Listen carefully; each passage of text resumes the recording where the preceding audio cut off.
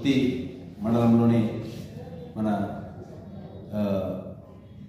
Pattikonda bridge దగ్గర ఉన్నటువంటి ఏరియాలో మనకు రాబడినటువంటి సమాచారం మేరకు మన గుత్తి ఎస్ఐ నవీర్ రసూల్ గారు మరియు సిబ్బంది కలిసి రైడ్ చేయగా ఈ యొక్క బొంబాయి నరేష్ అలియాస్ సౌదా నరేష్ అనేటువంటి వ్యక్తి దగ్గర మనం దాదాపుగా 1140 గ్రాముల గంజాయిని సీజ్ చేయడం జరిగింది.